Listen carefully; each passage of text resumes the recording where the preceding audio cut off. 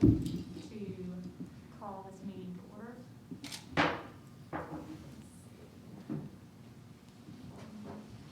No special recognition. Do we have public participation this evening? No public participation. All right. We need someone to approve the agenda. Madam Chair, you forgot something. Sorry. Moment of silence. Moment of silence, you're moving too far ahead. Please join me in a moment of silence.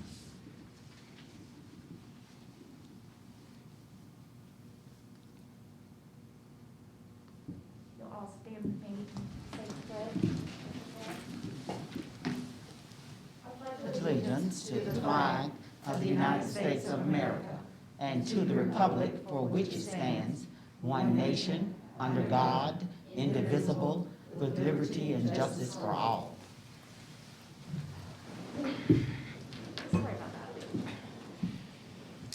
All right. Do I have a motion to approve tonight's agenda? So moved. Second. Okay. Made by Ms. Henderson Baker, seconded by Mr. Trey Bailey. All in favor? Aye. All right, I need a motion to approve tonight's minutes. Second. It's been moved by Mr. Johnson, seconded by Ms. Henderson Baker. All in favor? Aye. Aye. Moving on, superintendent's reports. Mr. Barr. Yes, ma'am. Good evening, Madam Chair, members of the board, Madam Superintendent. In the financial report, the special purpose local option for education sales tax, East Plus 5 distribution for January was $1,441,426. The title ad valorem tax collection for January was $487,350. And finally, expenditures are within budget with 62.72% of funds expended, with 66.67% of the year complete. And the financials are there for your review. That is the financial report. All right, thank you. Any questions? Moving on to strategic plan. Good evening. Ooh. Yes, really. Didn't expect that. Good evening once again. I am here to present the superintendent's report. Beginning first under student achievement and success, I'm going to bring your attention to all of the items, but particularly item 2, where we have 2 students who were selected to compete at the State Science Fair in March. Catherine Wilbur, who's a 7th grade student at the Newton County Theme School, her project is entitled Which Mask Works Best? And in true scientific fashion, her project is actually a continuation of her work as a 6th grade student as it relates to effective protection and the spread of viruses. Catherine also won the Broadcom Masters Award for Excellence in the middle school competition. We also want to spotlight Alexander Arrett, who is a 6th grade student at the Newton County Theme School. His title of Alexander's project is How Does Acid Rain Affect Plant Growth? And his project deals with the effects that pollution and acid rain has on the growth of plants. Under high quality workforce, 11 AP teachers from across the county successfully completed the 2020-2021 Newton County School System's AP, that's Advanced Placement 10 course. The Advanced Placement 10 course is a system developed professional development experience that extends teachers' understanding and knowledge surrounding the characteristics of gifted learners and curriculum differentiation for gifted learners. Kimberly Wilbur is our instructor and advisor for the course. Under Culture, Climate, and Communication, Ms. Shakita Perry and Ms. Jessica Harris conducted 6 youth mental health first aid trainings in February for NCSS staff members. And finally, under organizational and operational effectiveness, in February, school nutrition leaders, including Chef Baker and select cafeteria managers, researched and evaluated culturally diverse menu options for the upcoming month's meal offerings. The work includes recipe formulation, standardization, tastings, plate presentation, and menu planning. That, Madam Chair and members of the board, the superintendent's report from the strategic plan. Thank you. Any questions? Yes, Madam Chair. I don't have a question, I just have a suggestion. And I know sometimes, I mean, especially in the midst of this year or this past year and last year with COVID, we've missed like public participation and we've missed like seeing these students like in person that are recognized in this report typically, or even the staff recognized in the report. And so I'm just wondering, and not trying to make anybody work more, but if it's possible, and I know there are some pictures in the report, but I do really miss that portion. If we can probably have like a little kind of like flash photo, like either behind us on the screen or on the TV of like these students and staff, you know, just trying to see if that's Or possible. inviting them to us. Yeah, absolutely, and recognizing them. I mean, because we hear the report, but the unfortunate thing is if somebody is at home watching the meeting, they miss out on that part, and we've really been missing out of that part. Just trying to, you know, find some way to create some kind of normalcy of recognizing students and staff. Okay. Can I add on to that, maybe? Maybe. Yeah. The next time you have one like this, let us know, because I want to participate in the tasting. Okay. Dr. Ball? We'll make sure that happens. I guess moving on to enrollment report. Yes, ma'am. Our current enrollment as of March 4th, 2021 is 18,718 students, which is a decrease of 672 students from this time last year. Thank you. You're welcome. Moving on to our old business, this will, the revision of policies in section P for G will remain on the table until next time. Yes, ma'am. Madam Chair, and there are a couple of changes to item A in the old business. Policies EEE and GAE were originally included in the recommendation. However, they have been removed. There's some information in policy EEE that needs to be revised, and GAE will need to be updated due to some recent changes in the law. So we'll bring those back in April, but other than that, the items remain as presented and will be ready for board action at the next regular meeting on March 16th. All right, thank you. So moving on to our new business, item A. Yes, ma'am. In item A, the superintendent recommends the purchase of instructional resources from Scholastic Incorporated of Jefferson City, Missouri. The total cost is $114,787.90. Scholastic provides leveled reading text that help students become proficient readers. The leveled text will be used along with the guiding reading process to support each student's instructional reading level, both in virtual and face-to-face environments. Through guided reading, students learn how to engage in every facet of the reading process and apply that literacy to all content areas.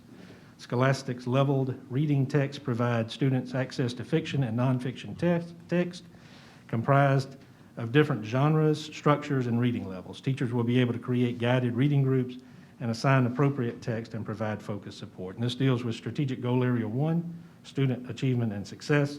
Purchase documentation is there for your review, as well as the funding source. And that is item A, Madam Chair. Board members, do you have any questions on that item? If there are none, we can move on to item B. In item B, the superintendent recommends the contracts for painting services at select schools be awarded to A&D Painting Incorporated of Tucker, Georgia, and CertaPro Painters of Athens, Georgia. The total cost is $160,356. Invitation for bids for a contract for painting services at select schools was opened March 2nd, 2021. The schools include Fairview Elementary School and Indian Creek Middle School. The project consists of painting in both the interior and exterior of the buildings, including the gymnasiums, as well as pressure washing exterior surfaces. Upon approval, the project is scheduled to begin June 5th, 2021, and is expected to be completed before July 21, 2021. This deals with Strategic Goal Area 4, Organizational and Operational Effectiveness. The contract documentation is there for your review, as well as the funding source. And that is item B, Madam Chair. Thank you. Any questions? Yes, have we used these contractors before? I believe both of those we've used before. Yes, sir. Okay. Any other questions? If not, we will move on to item C.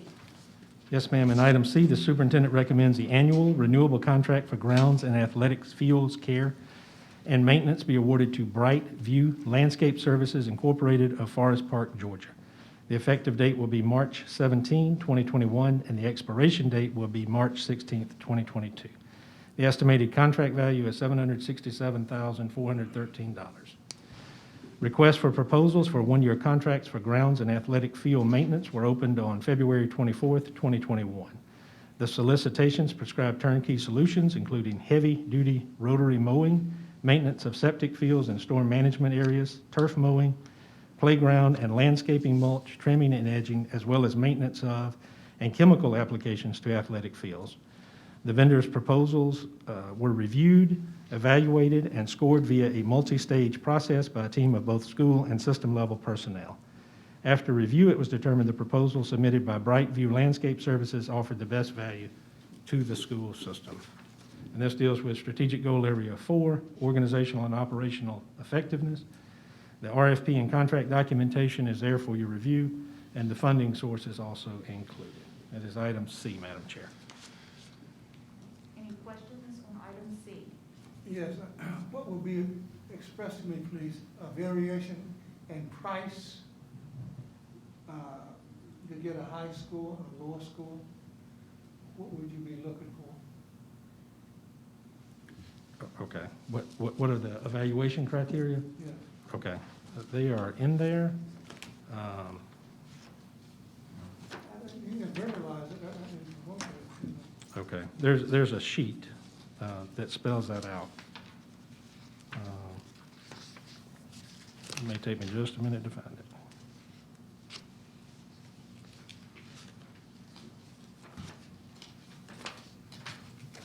Mr. Garrett, you don't have it, do you? It's just me.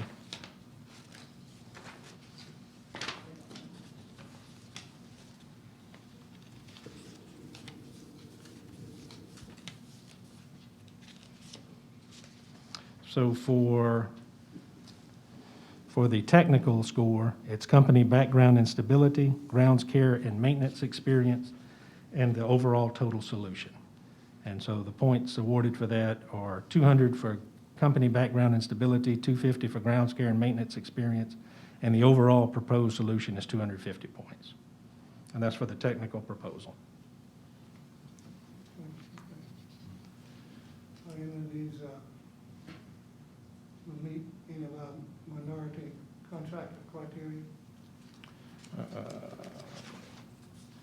I do not have that information in front of me. I do know that it was sent out to, I do know who it was sent out to, and the groups represented there, but I would have to check specifically about this company, Mr. Johnson. I can get that information for you, though. Appreciate it. Yes, sir.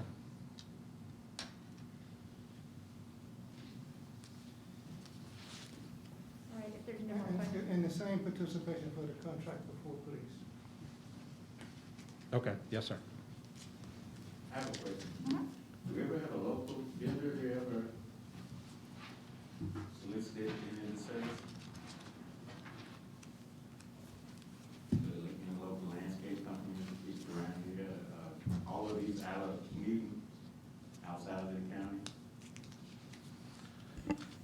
I don't know if I have a breakdown of the list of where they were from. I don't remember seeing that, but I can get that for you. Mr. Anderson, Mr. Bailey. May I, Madam Chair? Just in past history, Mr. Bailey, to bring you up to speed, they did do a local vendor fair, 2 years ago, was it? Yes, ma'am. And in addition to that, we posted on the Georgia Procurement Registry.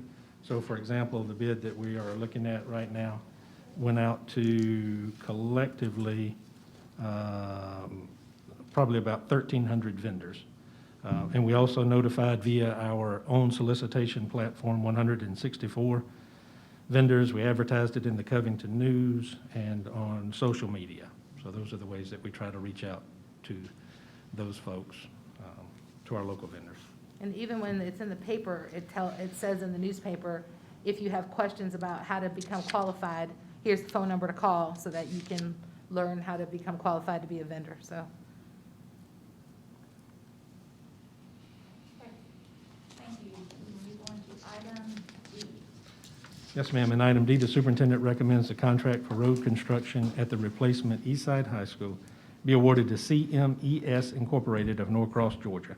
The contract value is $1,989,802. Invitation for bids for a contract for road construction at the replacement school was opened on March 2nd, 2021.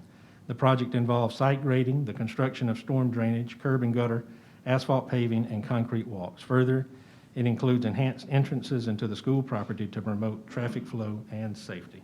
This deals with Strategic Goal Area 4, and the contract documentation and bid documents are there for your review, as well as the funding source, and that is item D. Thank you. Any questions about item D?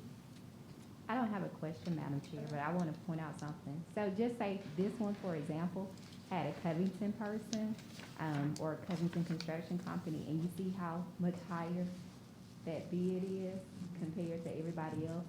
So I know, like in past history, a number of the local vendors do say that, they don't understand how everybody else, they feel like they're underbidding to get the project, just to use that for example. Cause it's way higher. It's like everybody else. It's the highest one on there. Yeah, I mean, I understand that part, it's just that, you know, in talking with people, you still want to see some of your local vendors still come out. Oh, absolutely, that's why they did the vendor fair. That We was right. really encouraged them to reach out to local people because we felt like they didn't know how to bid on the process. And I certainly can't list them all now, but we do have local vendors that are awarded contracts. I can think of electrical right off, is that still one? And HVAC, I can think of those two right off, that have some of our significant contracts and facilities. Thank you. Item E. And item E, the superintendent recommends the identified items be declared surplus and disposed of per board policy, and that is item D. Surplus list is there for your review. Are there any questions on item E? None, we will move on to item F.